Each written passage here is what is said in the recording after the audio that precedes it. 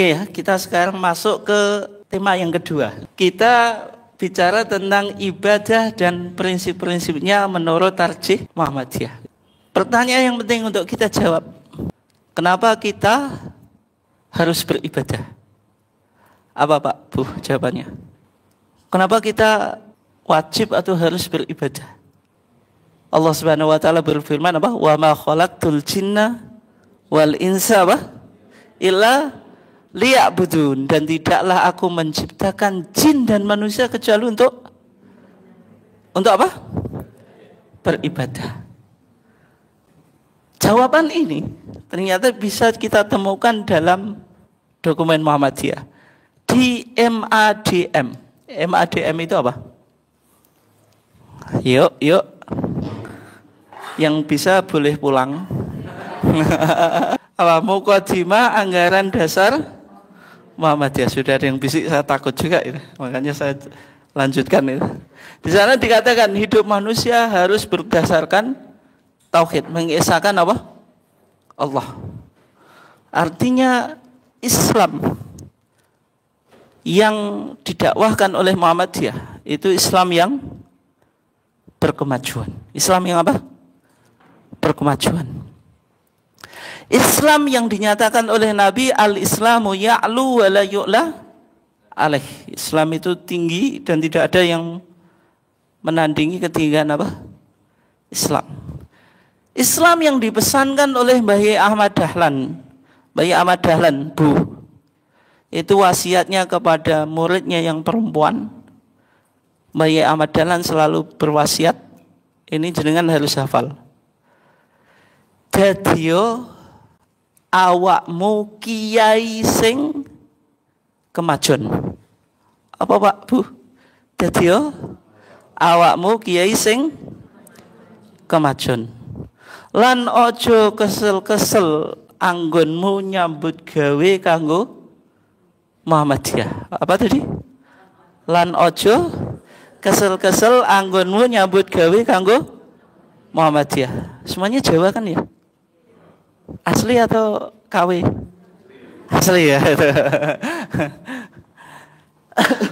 Yang menarik, wasiat Mbah Yai Ahmad Dahlan ini ditujukan kepada santri wati, bukan laki-laki.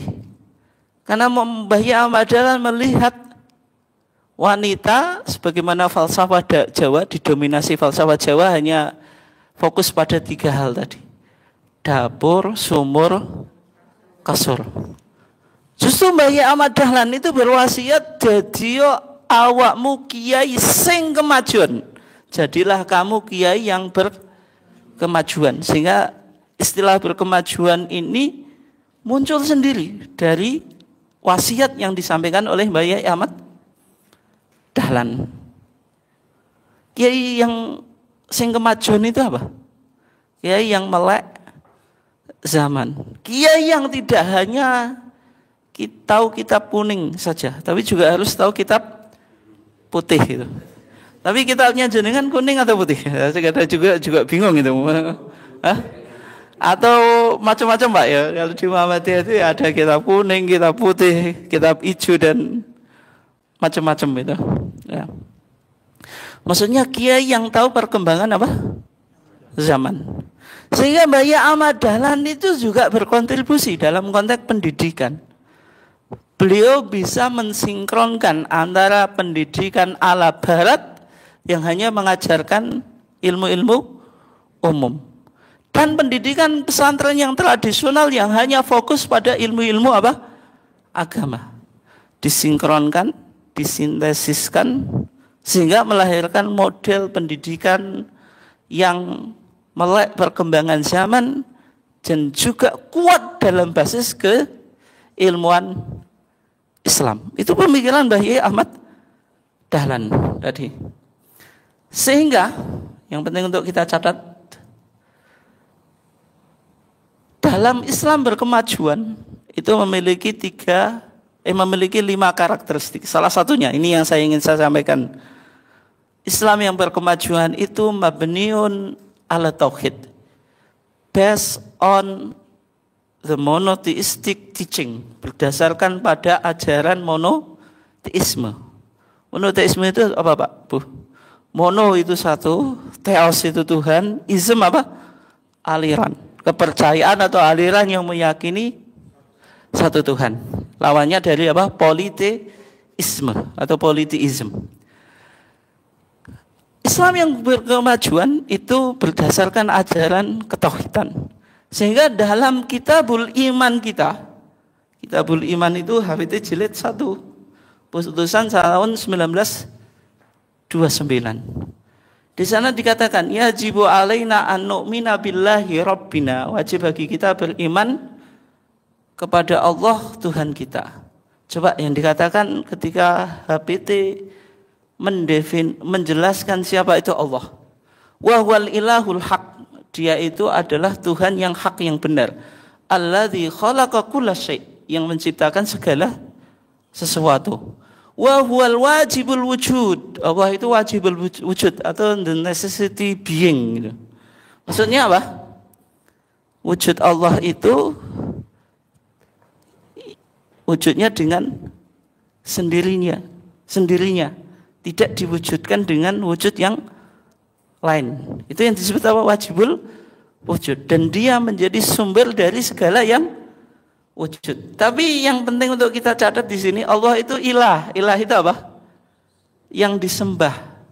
Sehingga muncul istilah tauhid uluhiyah. Kita mengisahkan Allah dengan ibadah. Sehingga penting dalam kita beragama tidak hanya mengakui Allah itu Rabb, pencipta segala alam semesta atau tauhid rububiyah, tapi juga harus tauhid apa? Uluhiyah. Nah, sekarang ibadah apa itu? Ibadah itu memiliki beberapa makna dari segi bahasa atau linguistically atau etimologi. Yang pertama at-ta'ah, ketaatan, yang kedua al-khudu', ketundukan, yang ketiga adzul hina, yang keempat apa? At-tanasuk atau pengabdian. Contoh ibadah apa Pak Bu? Jangan kasih contoh apa? Salat itu ada ruku, ada sujud. Allah Subhanahu wa taala berfirman, ya ayyuhalladzina amanu ruk'u wasjudu. Wahai orang-orang beriman, rukuklah kamu dan sujudlah kamu. Rukuk dan sujud wajib atau enggak? Wajib. Ini amrun Qur'aniyun, perintah Al-Quran. Wajibnya kapan? Ya ketika kita sholat. Dalam sholat ada bagian yang penting yang menjadi ruknus sholat, yaitu rukuk dan sujud. Sholat tanpa rukuk dan sujud sah atau enggak Pak Bu? Tidak sah. Tapi ada sholat yang tanpa rukuk dan juga tanpa sujud. Sholat apa itu? Oh, sholatul mayyit atau sholat apa? Jenazah. Dalam rukuk dan sujud, adakah 4 makna ini? Jenengan rukuk dan sujud itu menunjukkan jenengan taat kepada Allah atau enggak? Ya. Ketundukan ada atau enggak? Adzul ada. Rukuk dan sujud itu kita merasa lebih hina posisi kita itu ketika sujud atau rukuk? Sujud.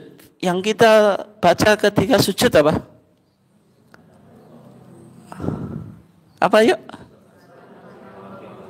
Subhana Allahumma Rabbana wa bihamdiyah Allahumma.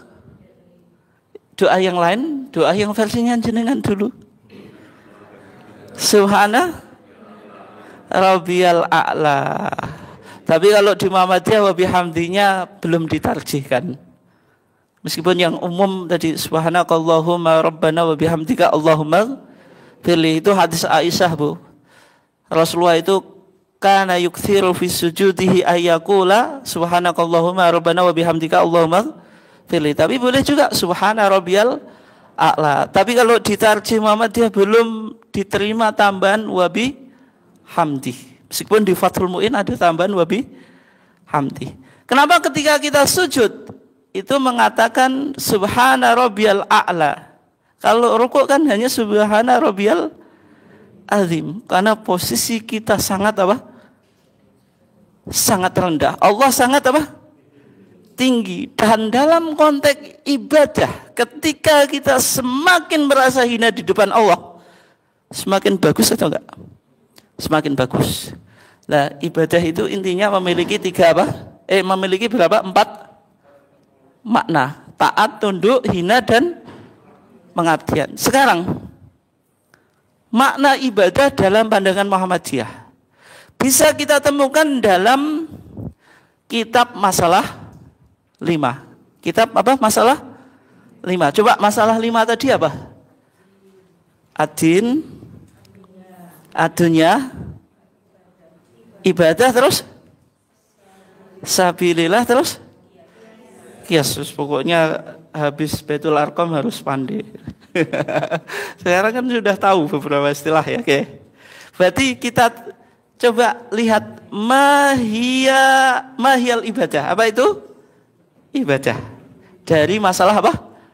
5. Ketika Muhammadiyah menjawab mahiyal ibadah, jawaban Muhammadiyah apa? Yang disebut ibadah itu at-taqarrubi ilallah, mendekatkan diri kepada Allah. Caranya bagaimana? Bimtithali awamirihi wajtinabi nawahihi, terus apa? Wal amali bima adzina bihi syari'u, dan beramal dengan apa yang diizinkan oleh Allah. Sehingga ibadah itu kalau nggak melakukan perintah ya meninggalkan larangan. Kalau jenengan Bu puasa sehari dari gosip, itu ibadah atau enggak? Ibadah atau enggak? Bisa memang. Enggak bisa ya. Itu meninggalkan larangan. Kalau kita apa? Contoh ibadah yang jenengan pahami. Ibadah itu coba dikasih tahu. Sebelum kita petakan apa? Coba kasih tahu. Contoh ibadah. Sholat terus, puasa terus, zakat terus, haji terus, habis ya. Berarti jenengan melihat ibadah itu hanya sesuatu yang makhdhah saja. Selain itu, menuntut ilmu bisa ibadah, Bu? Itu bisa ibadah itu. Kata Imam Syafi'i, mencari ilmu itu lebih baik daripada melakukan apa? Sholat. Kenapa? Karena kalau kita menuntut ilmu, dampaknya itu bisa ngasih manfaat kepada orang lain. Tapi kalau sholat, itu untuk diri kita sendiri. Kaidahnya ibadah semakin bermanfaat, itu semakin apa? Baik gitu. Oke ya. Di dalam masalah 5 tadi, ibadah diklasifikasikan menjadi 2. Ada ibadah umum, yaitu semua amalan yang diizinkan oleh Allah. Pokoknya kalau dia nggak masuk kategori haram, itu bisa menjadi apa? Ibadah. Meskipun itu sifatnya mubah. Makan minum itu bisa menjadi ibadah atau enggak, Pak Bu? Jenengan kerja di sini itu ibadah atau cari uang? Ya, ibadah atau cari uang? Ibadah dulu atau cari uang dulu? Enggak meyakinkan sama sekali ya. Ya. Itu sesuatu yang keduniaan bisa menjadi ibadah ketika diniatkan apa? Ibadah. Dan itu masuk domain ibadah umum. Kalau ibadah khusus, kita ibadah khusus itu bicara kaifiyah, tata cara. Sesuatu ibadah yang sudah ditentukan apa? Tata caranya. Contohnya apa yang jenengan sebutkan tadi?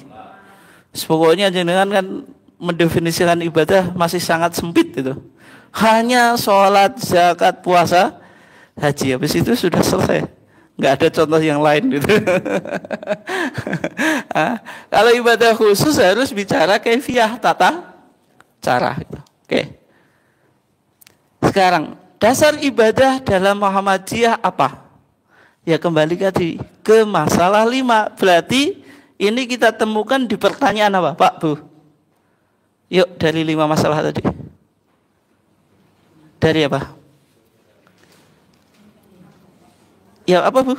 Ad-din, yaitu mahuwaddin. Apa itu? Agama. Karena bicara tentang apa? Sumber ajaran agama, yaitu Al-Quran dan Sunnah makbulah. Sunnah makbulah itu apa? Hadis yang memenuhi kriteria sahih dan hasan. Apa itu kriterianya? Nanti kalau saya jelaskan ini nggak selesai-selesai. Pokoknya itu sajalah dulu. Nanti biar dijelaskan Ustadz Ketua MTT. Nanti nggak selesai. Ada 5 kriteria hadis sahih. Bedanya sama hasan apa? Nanti yang nggak selesai-selesai. Ini sebagaimana yang disampaikan oleh Nabi apa? Taraktum fikum amrayn lan tadhillu ma tamassaktum bihima kitaballah wa sunnata nabiyyi atau wa sunnati dalam riwayat yang lain. Nah, ini penting. Ada kaidah ibadah. Bagaimana kita memahami ibadah yang umum atau ghairu makhdhah atau ibadah amah. Ini hanya varian istilah ya. Bisa kita sebut ibadah umum atau amah, al-ibadah al-amah atau ghairu makhdhah itu.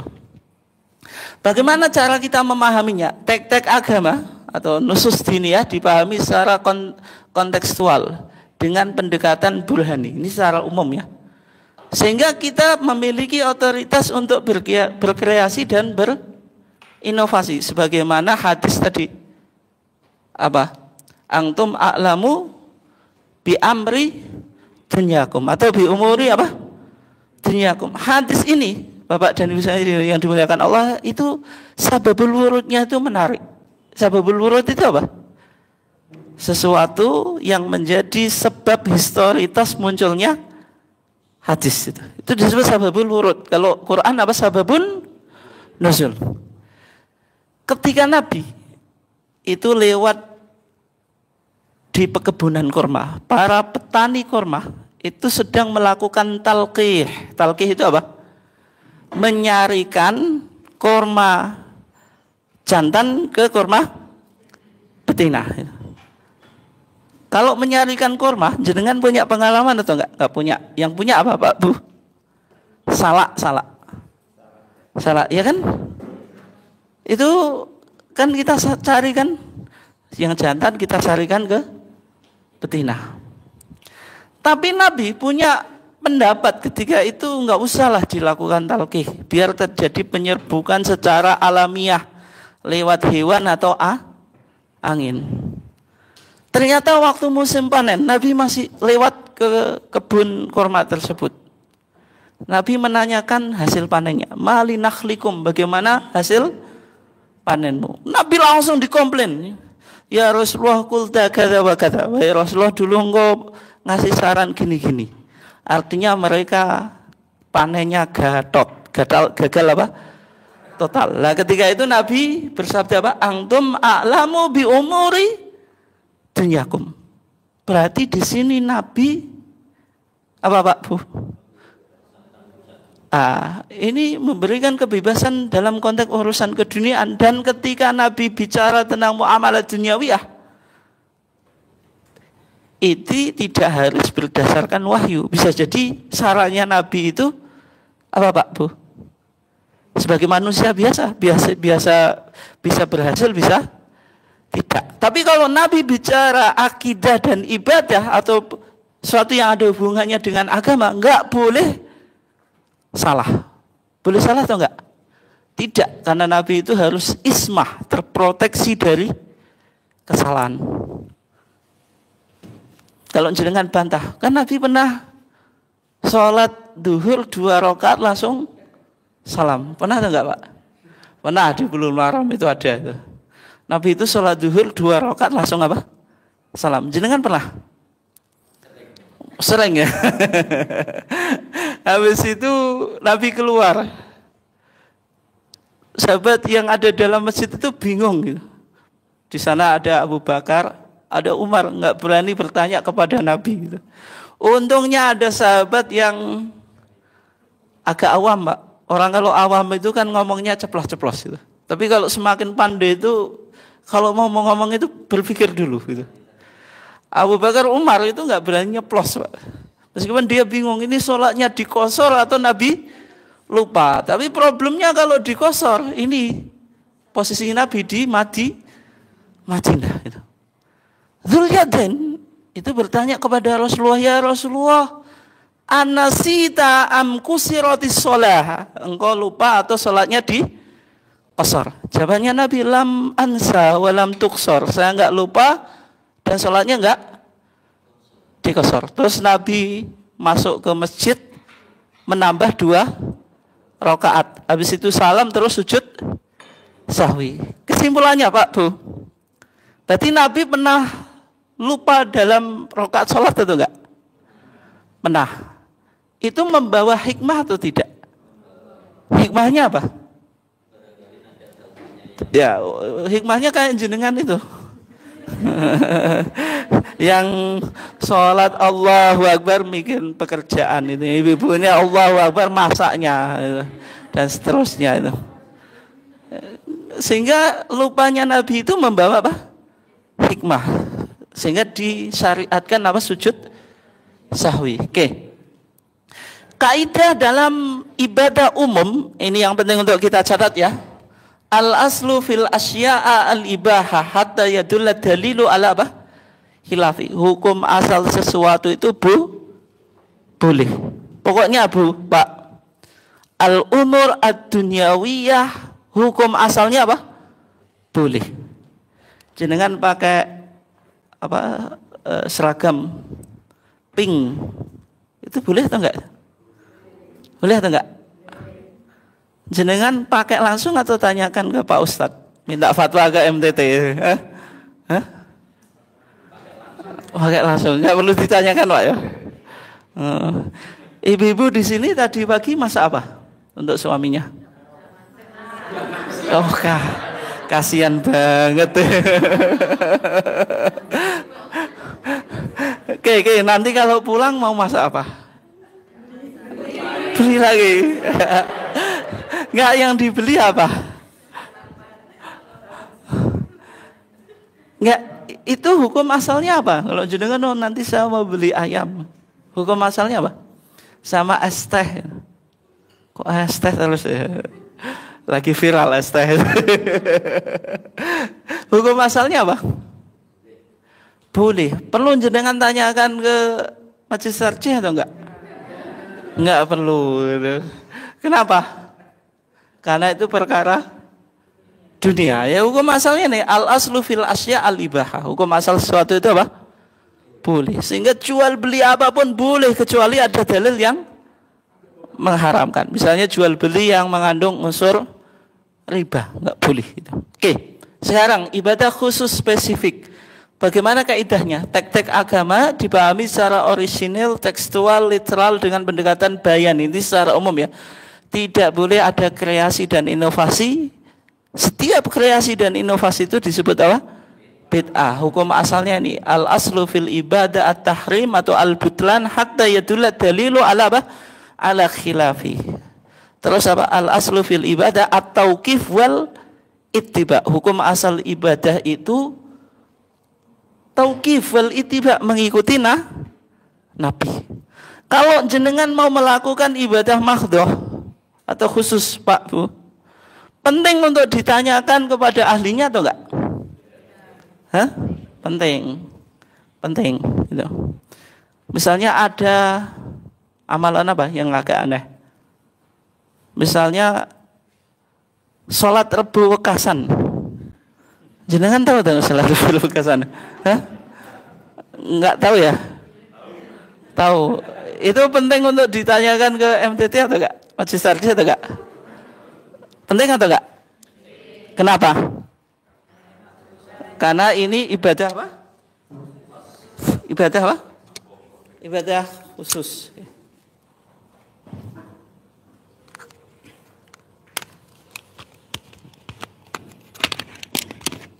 Nah, sehingga kalau ibadah khusus itu hukum asalnya apa? Haram dulu.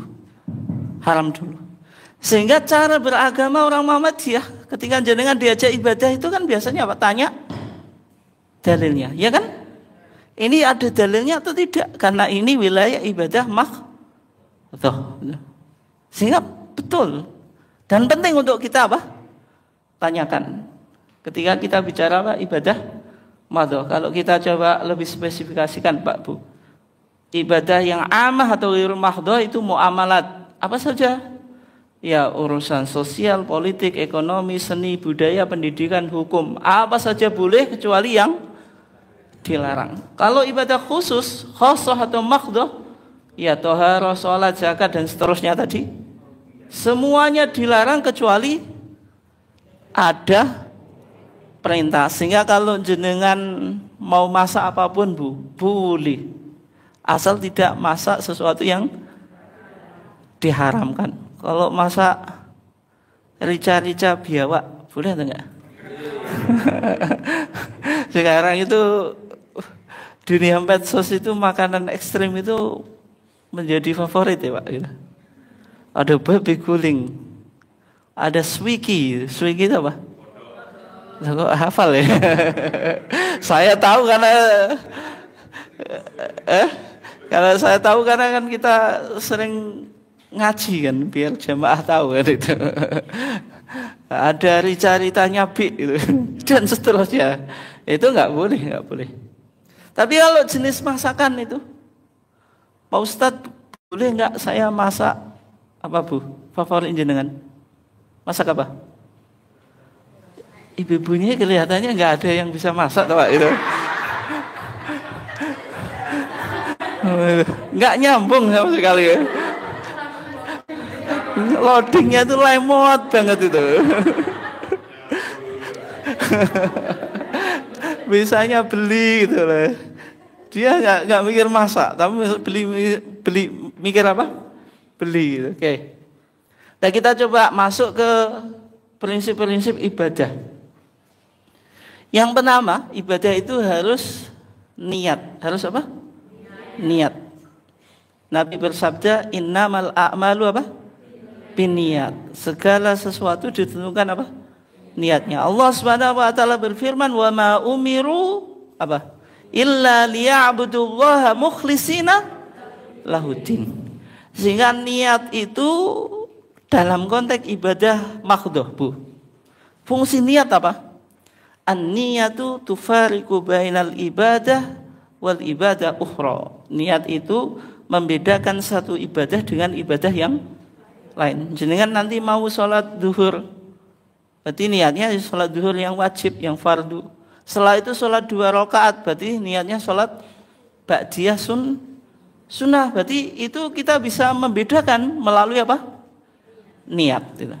Tapi kalau konteksnya ibadah amah atau ghairu mahdhoh, fungsi niat apa? Tufariqu bainal ibadah wal adat. Membedakan antara ibadah dan rutinitas keseharian, aktivitas keseharian. Sehingga jenengan berangkat ke rumah sakit ini bisa menjadi ibadah, bisa hanya rutinitas keseharian.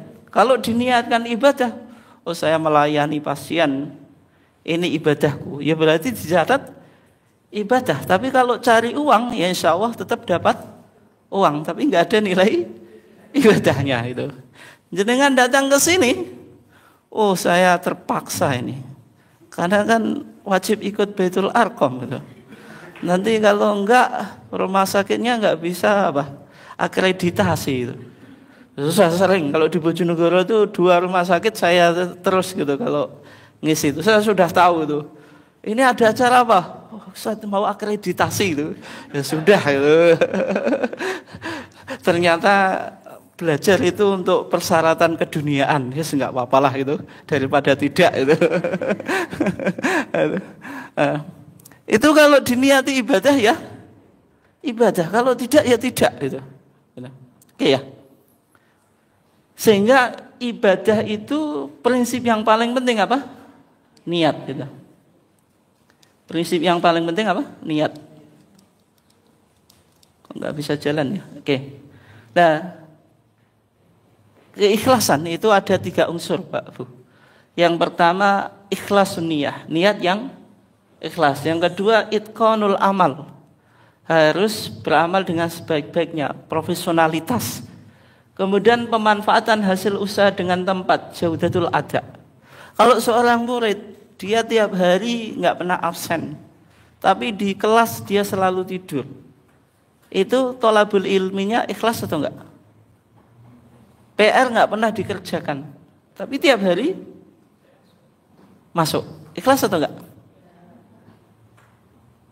Enggak ikhlas ya? Meskipun hatinya ikhlas kok. Oh, tidur. Nanti kalau jenengan misalnya ke sini karena absen itu, badannya ya hadir gitu, tapi pikirnya kemana-mana gitu. Itu ikhlas atau enggak? Hah? Ikhlas atau enggak? Ikhlas Bu ya. Kalau enggak kasihan ya. Nah, sebenarnya dalam Islam itu unsur keikhlasan itu ada 3 ini. Tidak sekedar persoalan apa? Hati. Problem kita kan misalnya guru kita dulu, gajinya sangat sedikit itu. Kan yang penting ikhlas, guru itu yang penting ngajar, nggak usah mikir gaji. Yang terjadi apa? Melahirkan output murid yang tidak berkualitas. Itu kan gara-gara memahami ikhlas hanya persoalan apa? Hati, tidak memperhatikan ini itqanul amal dan jaudatul apa? Adanya profesionalitas dan juga ada output yang baik gitu. Oke. Prinsip ibadah yang kedua, ini sangat penting, yaitu muwafaqah atau mutaba'ah. Maksudnya apa? Ibadah itu harus muwafaqah, itu artinya sesuai dengan apa yang dicontohkan oleh Rasulullah. Mutaba'ah mengikuti Quran dan sunnah. Sunnahnya apa? Sunnah sahihah. Sehingga ibadah meskipun ikhlas tapi tidak muwafaqah dan mutaba'ah, diterima atau enggak? Misalnya jenengan sholat subuh sama sholat subuh 2 rakaat itu mudah. Saya kan biasanya olahraga. Oleh sebab itu sholat subuh saya tingkatkan, tidak 2 rakaat tapi 3 atau 4 rakaat, kan sambil olahraga. Sah atau enggak Pak Bu? Hatinya nih ikhlas kok. Tidak sah karena enggak muwafaqah atau mutaba'ah itu. Tapi kalau ikhlas, kalau apa? Muwafaqah atau mutaba'ah, tidak ikhlas. Oh, saya sholat subuh pagi-pagi gitu saya sempatkan. Kenapa? Saya kan baru nikah, baru saja nikah, masih tinggal di mertua gitu. Masa menantu kok sholat subuhnya kesiangan, kan malu dong gitu. Oleh sebab itu maksakan diri untuk sholat subuh di masjid itu. Pagi-pagi sudah bangun. Dia tidak ikhlas, tapi karena mertua. Itu diterima atau enggak? Tidak, tapi tetap harus dipaksa atau enggak Pak? Ya tetap dipaksa, soalnya sesuatu biar ikhlas itu kadang harus dipaksa. Justru kalau nggak dipaksa itu salah itu. Oh, saya nggak ngopeni mertua, penting saya inilah gitu loh. Sehingga saya nggak perlu untuk menampakkan kesolehan, itu jadi masalah itu. Bisa jadi diusir mertua kan itu. Nah, sehingga supaya ibadah itu bisa diterima harus memenuhi 2 syarat. Yang pertama tadi ikhlas, yang kedua muwafaqah atau mutaba'ah. Dalilnya apa? Faman kana yarju liqa'a rabbih, barang siapa yang menghendaki bertemunya Tuhannya, fal ya'mal, niki cuma maknane fal ya'mal mongko becik ngamal amalan ing amal solihan sing apik. Amal soleh itu apa? Amal yang sesuai dengan perintah syar'i. Kalau jenengan sholat subuh menjadi 4 rakaat atau sholat subuh jam 8, itu keluar waktunya. Sholat subuh itu waktunya sampai terbitnya matahari. Apakah itu amal soleh?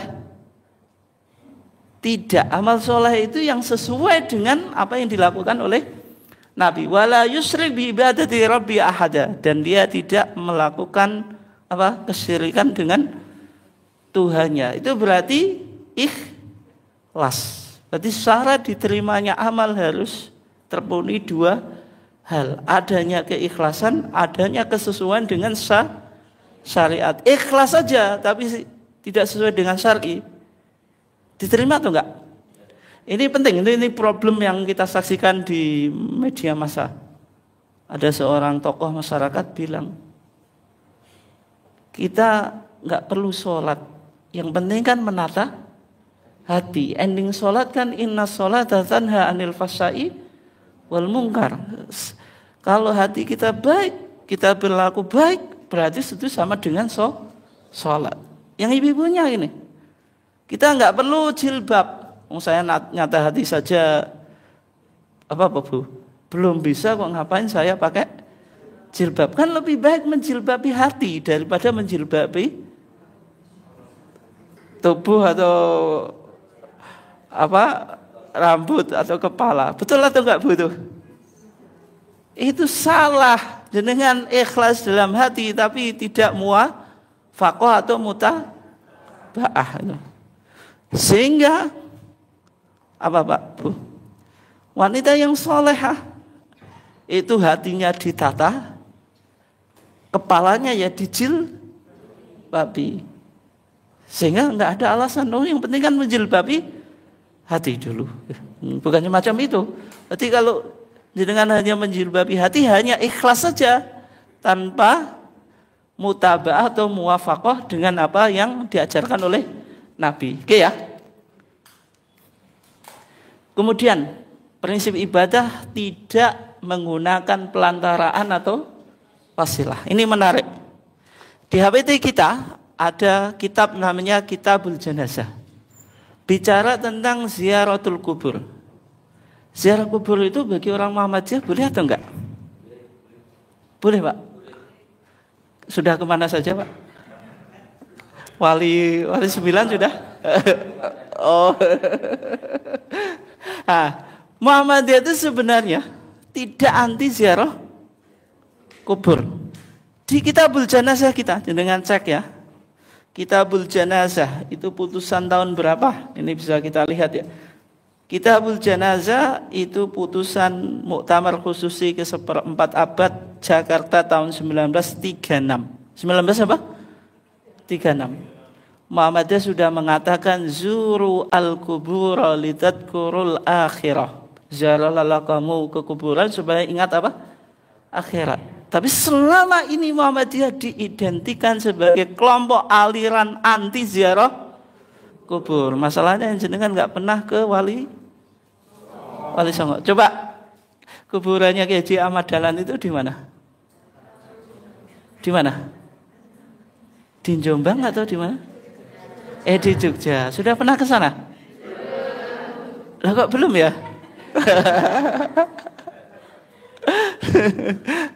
Nah, intinya kalau ziarah kubur ya kepada orang tua dan seterusnya itu dianjurkan, mengingatkan kematian. Inti dari ziarah kubur itu apa Pak Bu? Doa lil mayit, mendoakan mayit. Yang kedua apa? Zikrun lil maut, mengingat kematian. Sehingga prinsip ini enggak boleh dinodai dengan apa? Meminta kepada orang yang meninggal. Jenengan karirnya di rumah sakit, di sini ada karyawan tetap enggak tetap juga ini ya. Oh saya supaya bisa menjadi karyawan tetap bagaimana ya? Caranya ziarah kemana? Dengan ke sana, Mbah putumu gitu. Mergane rumah sakit kok belum diangkat-angkat menjadi karyawan tetap itu. Jenengan permudah Mbah itu. Boleh atau enggak? Enggak boleh itu. Itu enggak boleh itu. Itu meminta kepada orang yang meninggal. Kalau tawasul saja boleh atau enggak? Muhammadiyah memilih tidak boleh, meskipun saudara kita itu membolehkan. Tapi masalahnya di masa Nabi tidak pernah sahabat itu meminta kepada Nabi setelah, atau bertawasul kepada Nabi setelah Nabi meninggal. Dan tawasul kepada orang yang meninggal itu bisa berpotensi untuk apa? Melakukan kesyirikan. Sehingga dalam putusan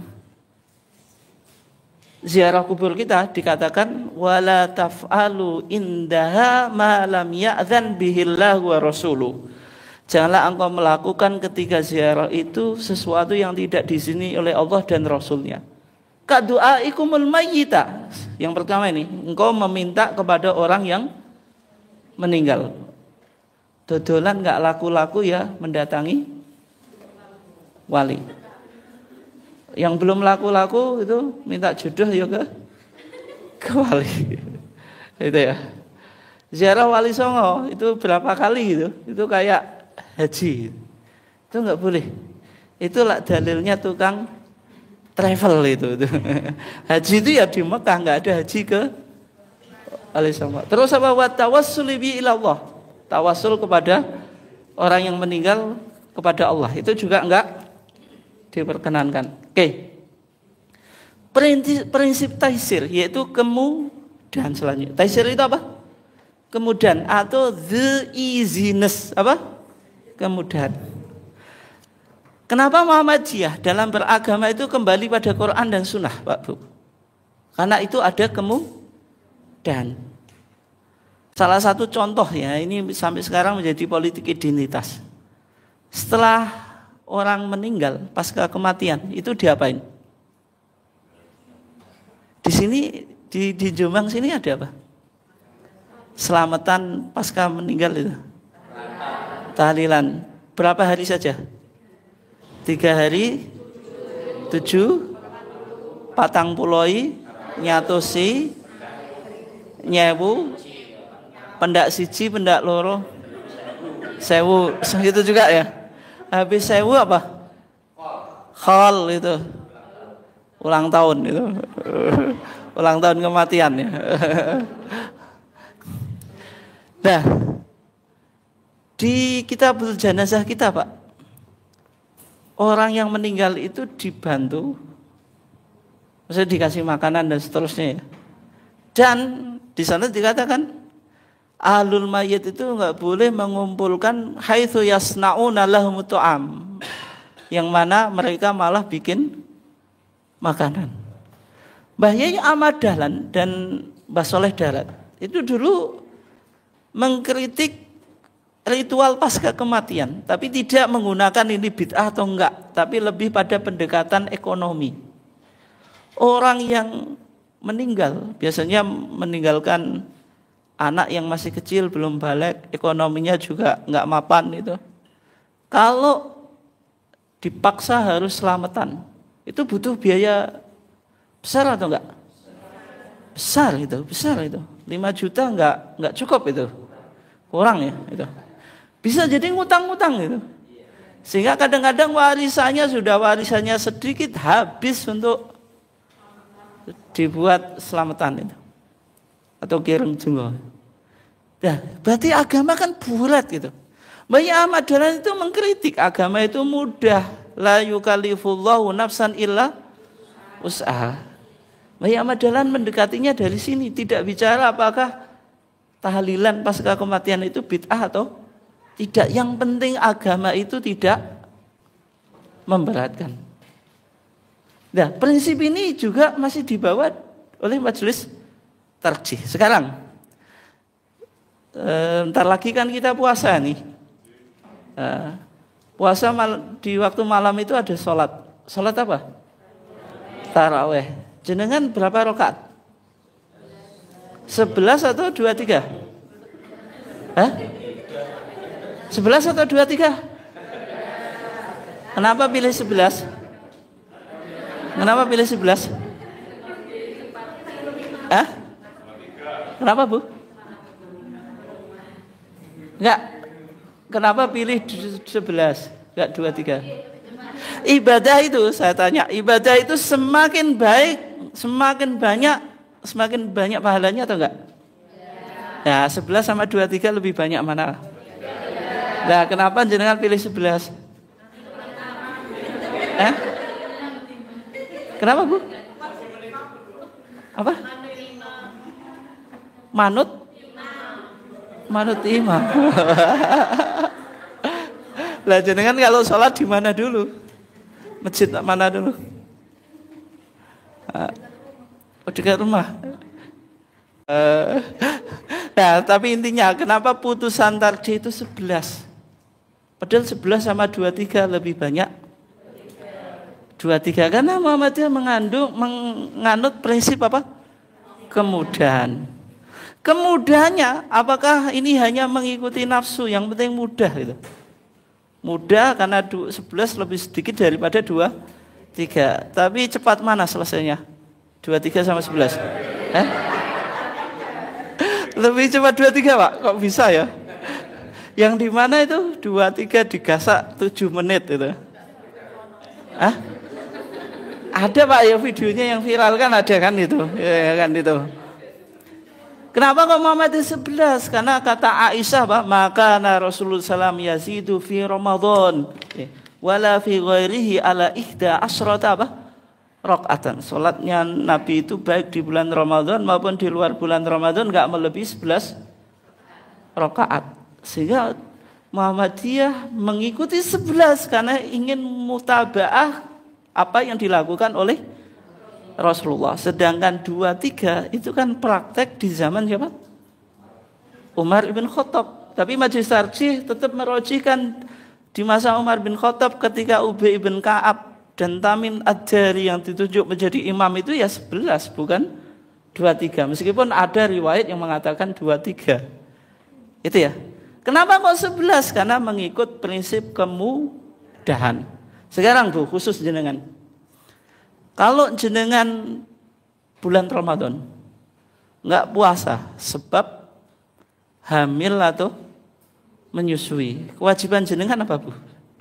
Setelah itu fidyah, qadha atau fidyah dan qadha?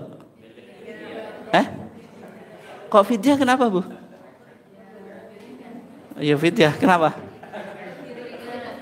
Lebih ringan ya? Dalam mazhab Syafi'i, wanita hamil dan menyusui itu dilihat dulu. Jenengan enggak puasa sebab apa? Takut dirinya atau takut bayinya? Kalau takut dirinya, qadha. Kalau takut bayinya, qadha plus fidyah. Kenapa?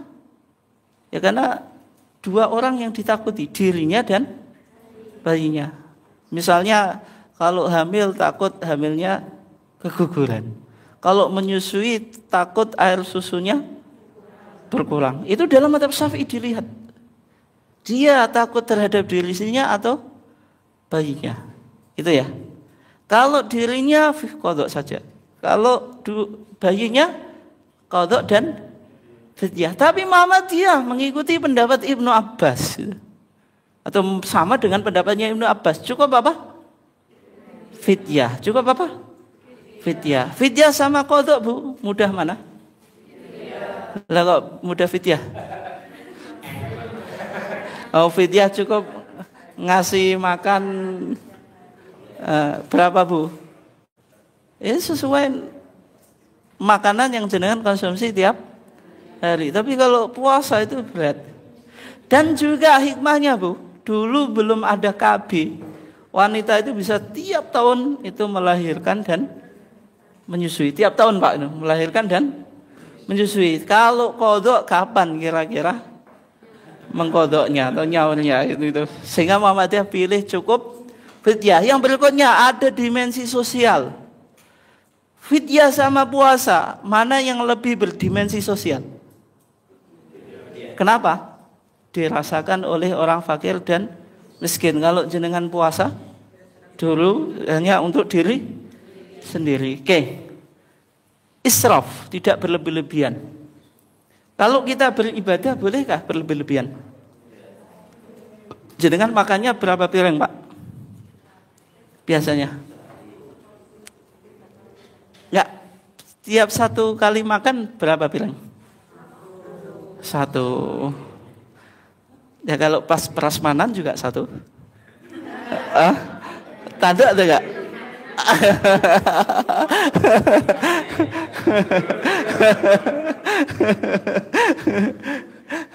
Makan dan minum mubah atau enggak? Mubah. Tapi kalau berlebihan boleh atau enggak? Tidak. Oh, ini ngomong prasmanan gitu. Semuanya dicoba banyak Bu. Akhirnya pulang enggak bisa jalan gitu. Itu boleh atau enggak? Enggak boleh. Itu israf.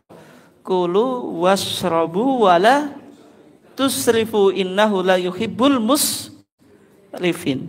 Israf itu berlebih-lebihan tapi dalam hal yang mubah boleh. Makan minum mubah, tapi kalau berlebih-lebihan enggak boleh, itu israf. Kalau tabdir, mubadir itu sesuatu yang dilarang. Makanan itu untuk dimakan tapi saya buang, itu mubadir. Beda israf dengan mubadir. Jenengan mandi habis satu jeding. Tahu atau enggak jeding dia? Sini kan jeding ya. Baik atau enggak, Bu? Wudu habis satu padasan. Dulu itu ada padasan, Pak. Sekarang apa? Baik atau enggak? Tidak baik. Membasuh muka sunahnya berapa?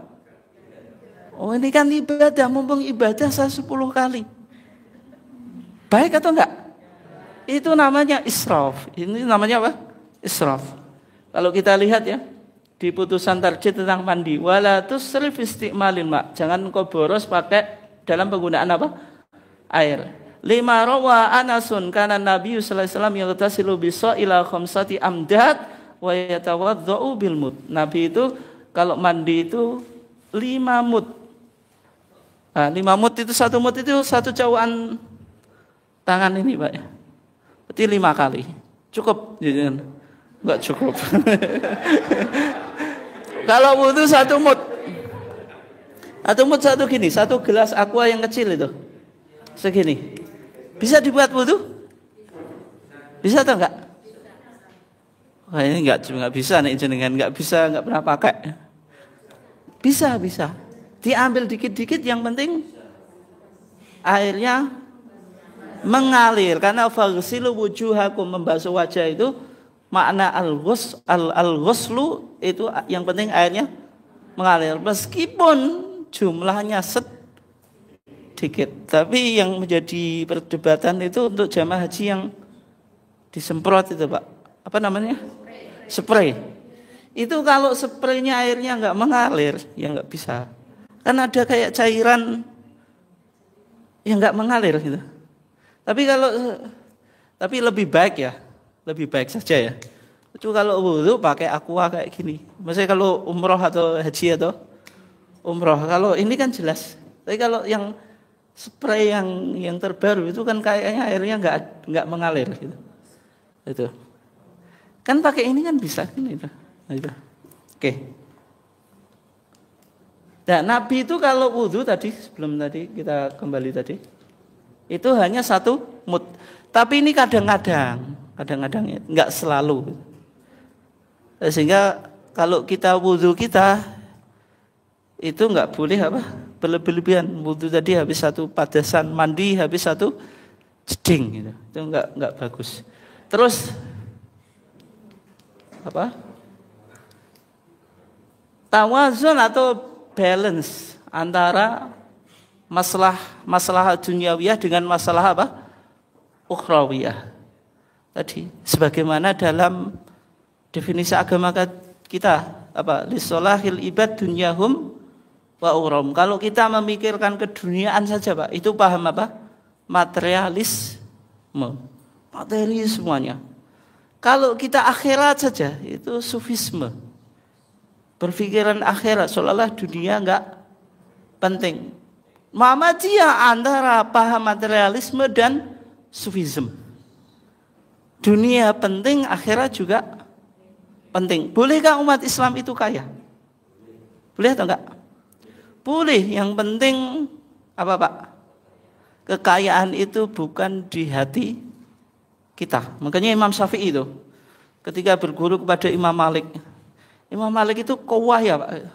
Imam Syafi'i heran, ini bagaimana ulama kok kaya. Ketika Imam Syafi'i pindah dari Imam Malik ke Muhammad bin Hasan Asy-Syaibani, muridnya Imam Abu Hanifah, itu lebih sadis ulama dia ulama yang terkenal kalau ngitung uang Pak itu di hadapan orang. Oh, jenengan kalau kiai kok ngitung duit di depan orang Pak, itu kok koyok menunjukkan hal yang nggak baik.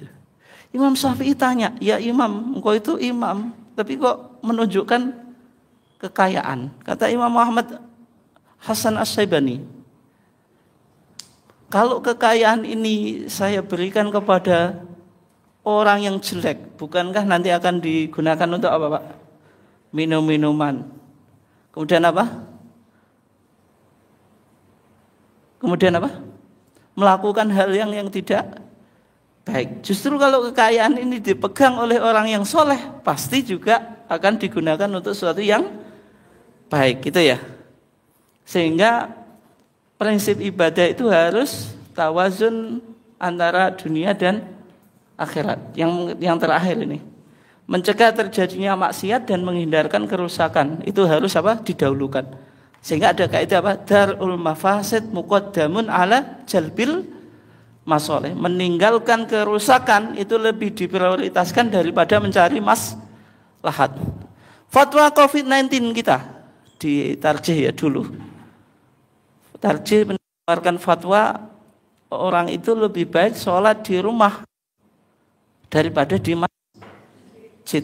Fatwa itu kadang-kadang nggak bisa diterima Pak. Bagaimana? Kok kita dianjurkan untuk sholat di rumah? Bukankah sholatul jama'ati afdalu min sholatil fadhi bisab'in wa asyrina apa? Darajah. Tapi ketika itu COVID-19 belum bisa apa Pak? Belum bisa diatasi. Setiap orang potensi terkapar virus.